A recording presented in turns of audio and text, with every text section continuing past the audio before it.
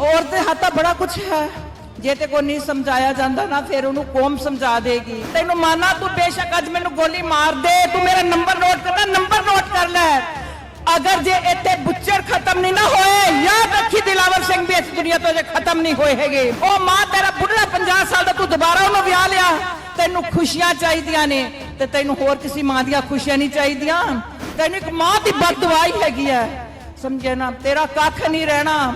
माना सानू जवाब दे तो अज कौम जवाब मंगती है। प्यारी साध संगत जी, मैं कोई बुलारा तो हाँ नहीं, मेरे अपने सारे दिल की आवाज है। मैं एक मान तेनू गुरविंदर कौर एक तेनू सुनेहा देना चाहती हाँ। गुरविंदर कौर तू एक औरत है, डॉक्टर है, पढ़ी लिखी है, कि तू अपने आदमी नू समझा नहीं सकती, कि तू उन्होंने समझा नहीं सकती।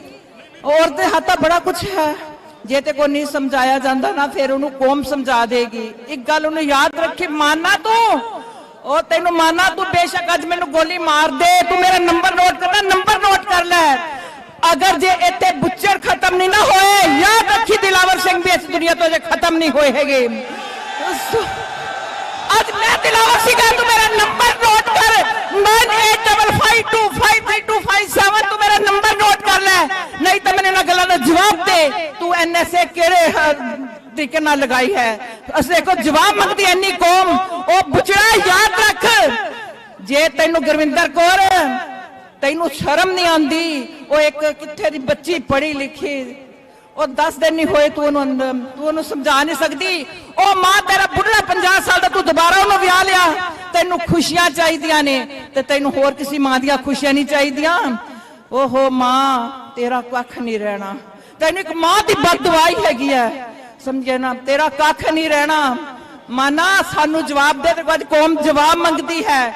बाकी मैं सारे अपने जथेदारां नूं भी ये बेनती कर दिया, जेकर असर करना लंबा समय नहीं हैगा, जो अज साडे भाई साहबां दी साडे कौम दे योद्धियां दी ये हालत है, जे असीं कहीए सानू टाइम चाहिए, टाइम नहीं हैगा।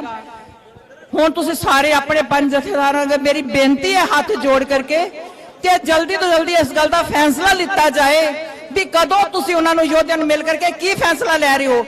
जे कल नूं बाज उड़ गया तो फिर असीं उहदा की करांगे।